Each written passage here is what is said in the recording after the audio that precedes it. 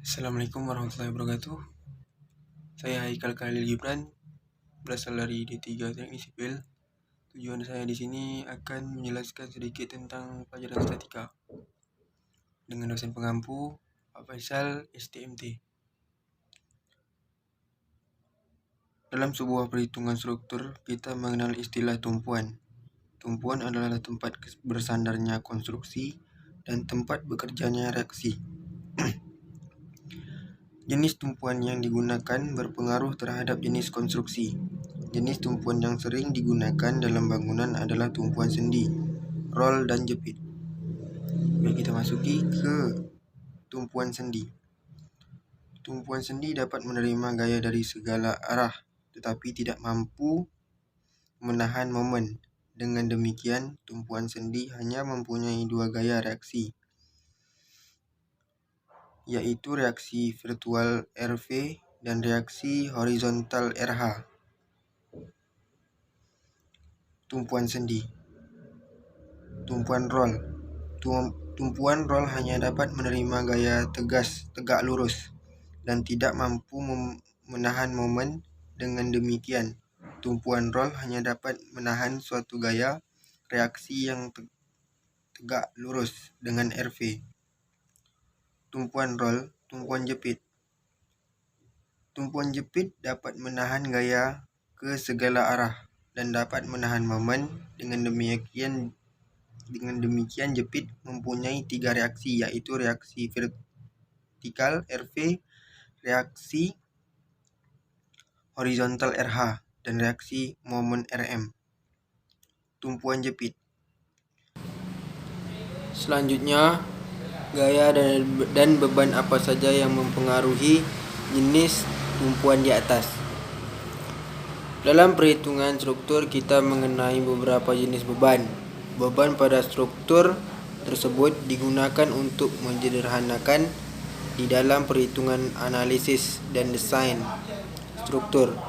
Dalam melakukan permodelan, analisis dan desain struktur, perlu ada gambaran mengenai perilaku besar beban yang bekerja pada struktur tersebut. 1. Gaya statis adalah gaya yang bekerja secara terus-menerus pada struktur dan mempunyai karakter statis. 2. Gaya dinamis adalah gaya yang bekerja secara tiba-tiba pada struktur berikut ini. Adalah macam-macam beban yang bekerja pada suatu struktur bangunan. 1. Beban mati. Beban mati adalah bagian struktur yang bersifat tetap, termasuk dalam hal ini berat sendiri struktur. Sebagai contoh adalah berat kolom, balok, lantai, atap, dinding, dan lain sebagainya. 2. Beban hidup. Beban hidup adalah semua beban yang bersifat pindah. Beban berjalan atau beban yang bersifat sementara yang ditempatkan pada satu tempat tertentu. Contoh, beban hidup adalah beban kendaraan pada area parkir, beban air pada kolam renang dan tangki, dan lain sebagainya. 3. Beban gempa. Beban gempa adalah beban yang bekerja pada satu struktur akibat pergerakan tanah yang disebabkan karena adanya gempa bumi. Gempa mengakibatkan beban pada struktur karena interaksi tanah dengan struktur dan karakteristik respon struktur. Selain itu, definisi lain beban gempa adalah beban percepatan tanah yang berupa satuan rekaman.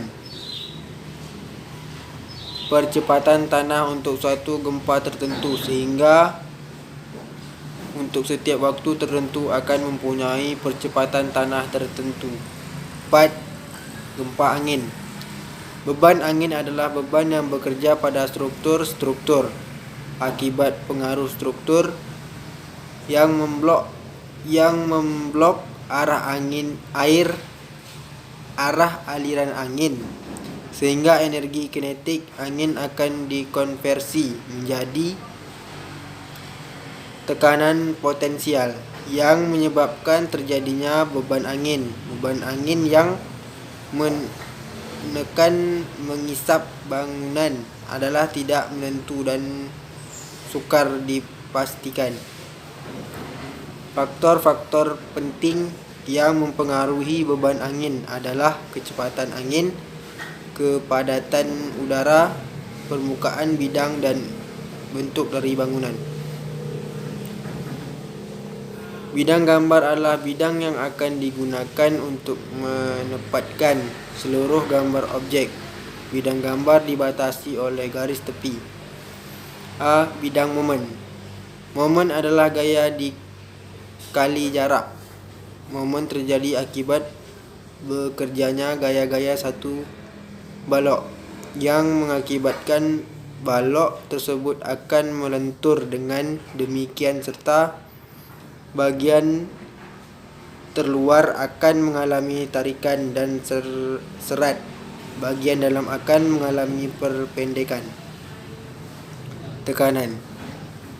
Gejala yang terlihat pada serat telur akan mengalami retak-retak bila kemampuan balok melebihi dari tahanan balok tersebut.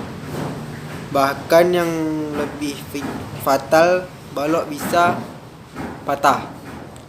Pada beton tertulang, di mana bahan yang dipakai adalah beton dan berisi tulangan, beton hanya memenahi desakan atau gaya tekanan, sedangkan untuk tarikan ini adalah merupakan tugas dari besi tulang.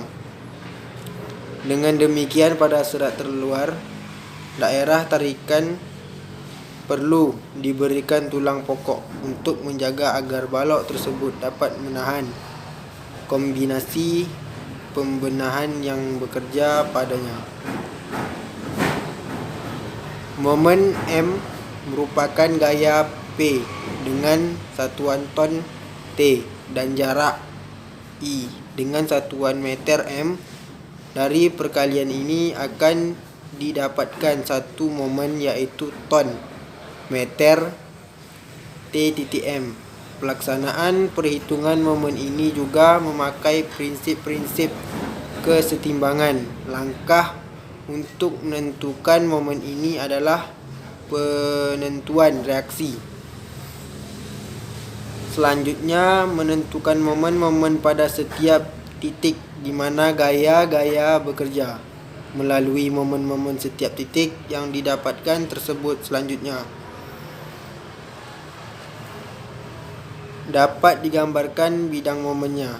Khusus dalam mekanika statis tertentu ini menggunakan kesetimbangan baik momen gaya vertikal maupun gaya horizontal. Gaya geser disebut juga dengan bidang gaya lintang, yaitu gambar yang menunjukkan besarannya gaya-gaya geser yang dikerja di sembarang tempat di sepanjang batang yang mendapat beban geser. Gaya geser diberi simbol dx. Bila gaya geser arahnya ke atas bertanda positif, dan jika arah gaya gesernya ke bawah bertanda negatif.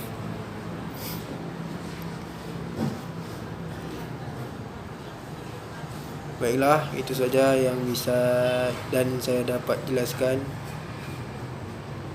Saya akhiri, wabillahi taufiq wal hidayah. Wassalamualaikum warahmatullahi wabarakatuh.